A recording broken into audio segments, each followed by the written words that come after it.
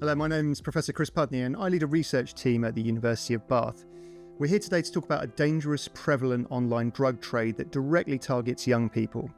Children as young as 12 are being sold drug-laced vapes on social media platforms like TikTok and Instagram, and they're marketed as cannabis vapes, but in fact are more commonly a drug called spice, which is a drug that dominates the UK prison system. A simple search of social media platforms brings up hundreds of accounts selling this material, making them incredibly easy for children to find. Despite this, the regulator has no specific enforcement programs into social media drug sale. The online trade is causing a health crisis in our schools.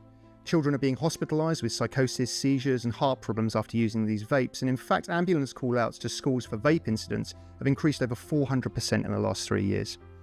Beyond an acute health risk, spice is highly addictive. For example, heroin users compare spice withdrawal to heroin withdrawal, meaning young people are at high risk of coercion and abuse by drug dealers. This is a failure of online safety that is causing direct harm to children.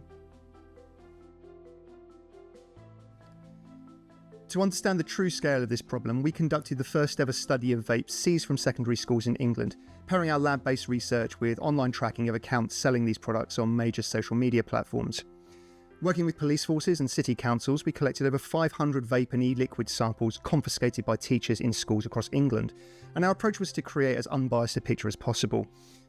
Back in the lab, our team used advanced forensic techniques to test these samples for spice, cannabis and other controlled substances. And we wanted to know not just if these drugs were in vapes, but how common they were and which types of vapes were used. Our findings were alarming. First, spice is widespread. We found it in over 3/4 of schools across every region we sampled. Second, it's prevalent. 1 in 6 vapes and e-liquids contain spice, while less than 1 in 50 had cannabis, proving young people are being manipulated into purchasing very high-risk material. Third, the disposable vape ban won't stop this trade. Over 90% of the spice we found was in reusable devices and e-liquids. And finally, our data shows the sale of these drugs on social media platforms is widespread, pervasive and blatant.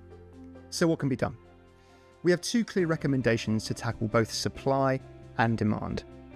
First, the powers of the Online Safety Act need to be used to compel social media companies to find and remove the accounts selling these drugs to children. Social media is the primary marketplace for these drugs, but Ofcom's current focus isn't on drug sales. We're calling for Ofcom to be properly resourced and directed to open a specific enforcement programme dedicated to online drug sale. Second, we need to support our schools. Education is the most effective tool to reduce demand for drugs. We need clear national guidance and resources for schools, parents and pupils to understand the risks. The framework is in place, and now is the time to act and give these tools the power to make a difference. Thank you.